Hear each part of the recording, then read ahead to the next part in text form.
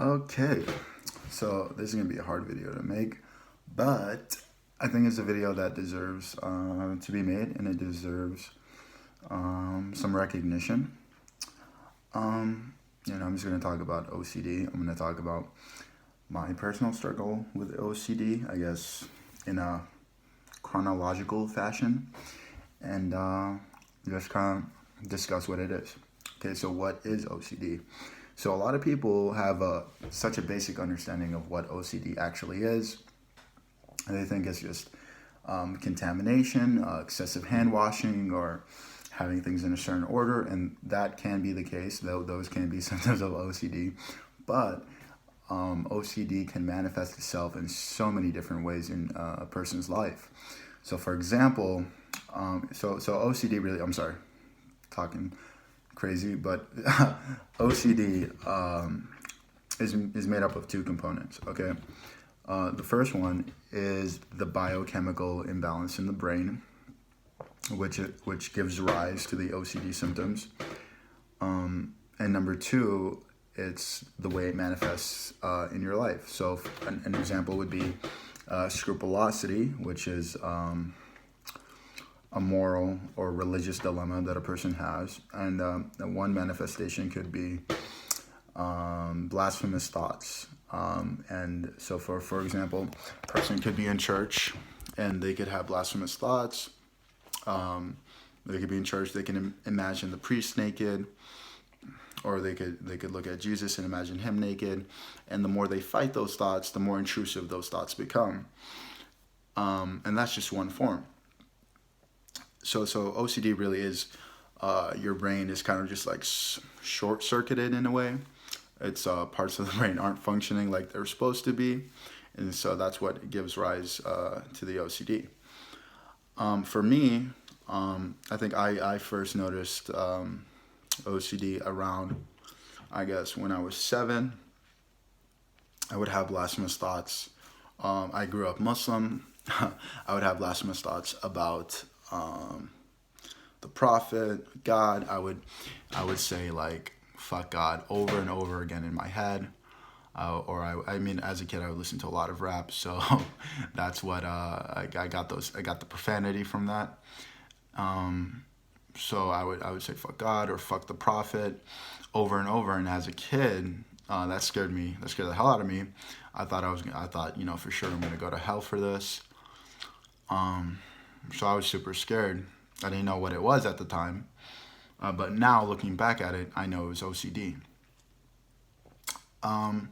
So I kind of just lived through it. I didn't really notice it. I guess when I was in high school, that's when it started coming up. I would have different, I guess you would call, varieties of OCD. There's many different varieties. So for example, if I was in the gym, and this is going to be hard to talk about because a lot of what I deal with is super humiliating, super embarrassing, and but I feel like there's a ton of people out there who are not going to talk about it because of the fact that it's embarrassing. But so I would have, like, let's say if I thought I had ringworm on my hand, I would have to like wipe the dumbbell down numerous times, or I'd have to wipe the barbell down numerous times before I could move on and do another exercise. That's just one example. Another example, so I would go through that. And I remember one time I left the gym, I went home, and I actually had to come back to the gym just to wipe down like the faucet, and I had to wipe down the outside of the soap dispenser because my hand touched it, and I thought I had ringworm on my hand. And so I went through that, especially, and that really had come up during senior year of high school. And then here comes college, and it was the first time by myself. This is the first time on my own, really. And at the time I didn't know. I heard that during periods of transition, your OCD symptoms tend to flare up, And so I just had bad anxiety. Like, I didn't know what it was. From the moment I'd wake up, pretty much to the moment I'd sleep, I'd have this like just anxiety over nothing, like nothing, no apparent reason. I would just have anxiety, and it was terrible. And so, and this is another thing that I'm going to talk to you guys about, and it is really embarrassing. It's hard to talk about, but again, I hope this video helps people out there. I hope, you know, it's just to let you guys know, you're not crazy, you're fine, and you should talk about these things, because if you're not going to talk about them, you're not going to get better. And that's what I'm here to do. I'm here to get better, and I still deal with OCD, but I'm far better than from where I was. So during college, I was taking an Arabic course. And in that, the textbook for the Arabic course had verses from the Quran, and I'm still dealing like I was dealing with scrupulosity back then, and I still kind of am. And so like I would, like, after after masturbating, I would like go and start studying Arabic. And I was worried that my textbook was contaminated with semen. So I'd literally I'd spend probably 30 minutes to an hour every single day wiping my textbook down. And it was bad. I just keep wiping it down. If the textbook touched this table and my phone touched the textbook, I would imagine like the semen kind of almost as if the semen would just transfer from place to place. And logically I knew that wasn't reasonable, but OCD doesn't respond to reason. It's not like you can talk to, and that's what a lot of people deal with, is they get into these arguments with themselves, and that gets you nowhere. That's just a rabbit hole to really nothing. You get nowhere with that. And it got to the point where I would avoid going to class because of the intense feeling of anxiety that I would get, because I didn't want to go through my rituals of wiping down the textbook over and over again to almost really no end. Like it would feel like I couldn't satisfy my OCD. And it got really bad. And and at the same time, the gym, I'd be wiping down the barbells. I couldn't study, really. I couldn't focus on my studies because for whatever reason, like if I wanted to study something, I'd have to wipe this down and wipe that down because my OCD would come up. I'd have to wipe my computer down because I thought that was also contaminated with semen, and for some reason I thought I was gonna go to hell and all. And I guess at a logical kind of intellectual level, it's not reasonable. That, even an imam in Islam wouldn't condone that, and I guess the ironic part is I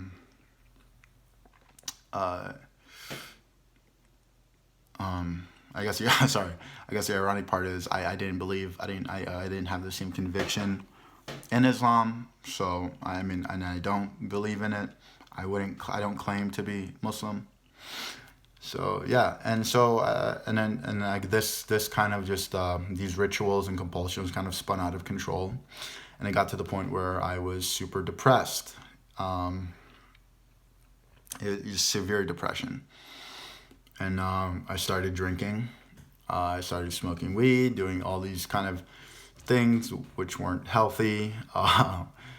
Excessive drinking. But I think the one thing that saved me was exercise. I would literally exercise like a crazy person.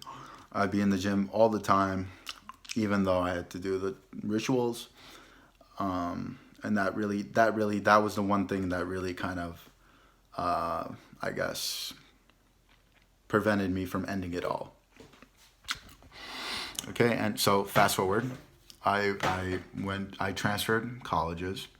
Part of the reason was the the OCD and the depression. I needed to get over that, and I thought being at home was more reasonable, and it turned out to be. And I checked out a book called "Free Yourself from OCD." I don't know, you guys know Jeffery Schwartz. That book really, it's a self-help book, and it really changed my life.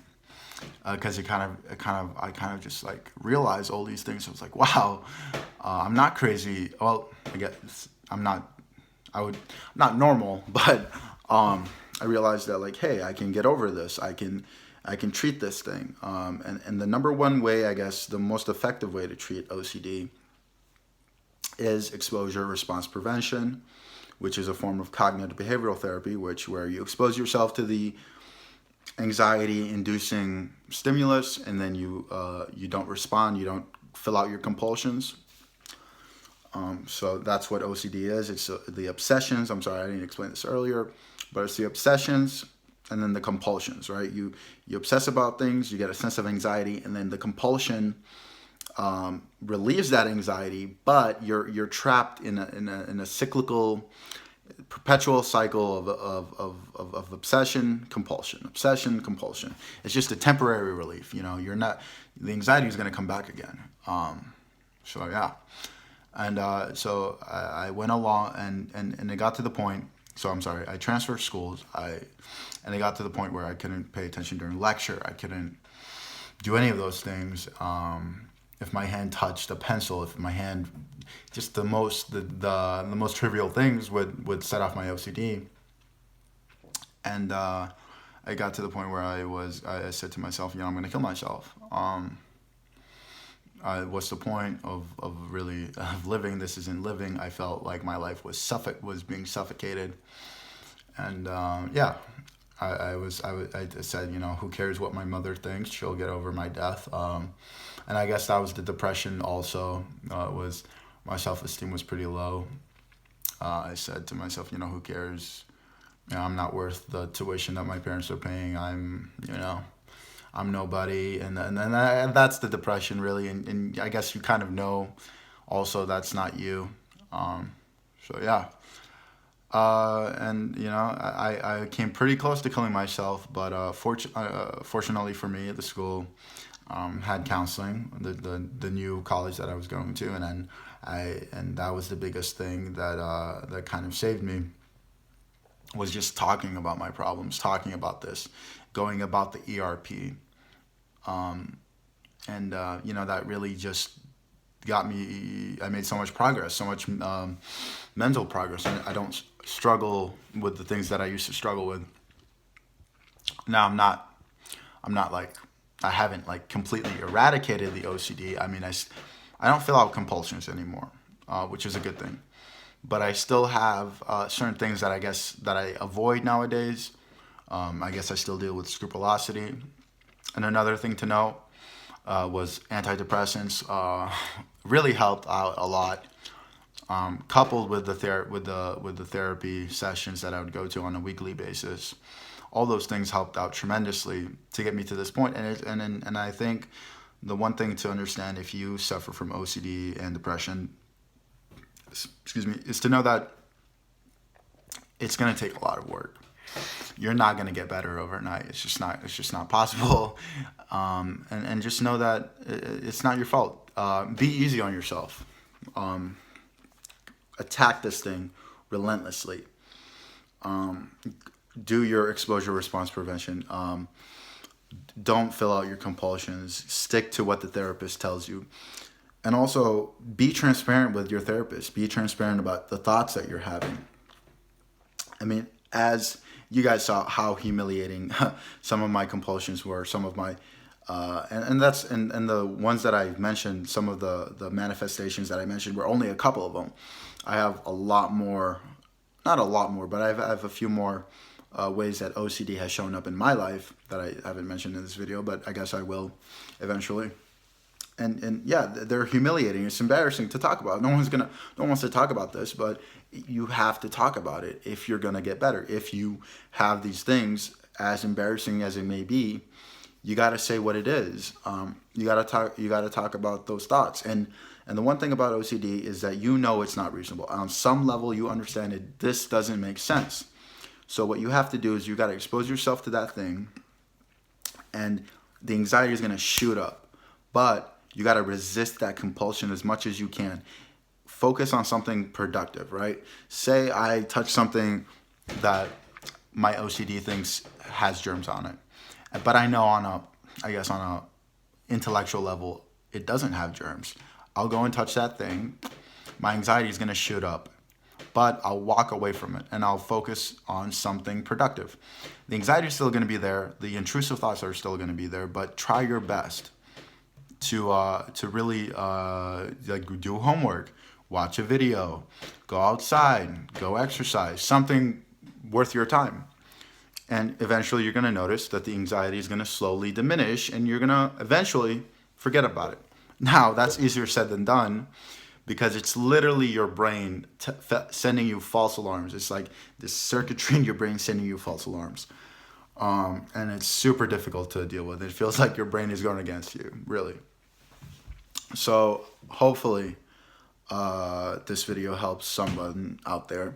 Know that you're not crazy. Know that you're going to get through this. Know that you are a unique, special individual, and you got to stick to your values, and you got to offer. You have something special to offer the world. You just got to find out what that is, and don't let OCD, don't let depression get in the way of that. And hope this helps.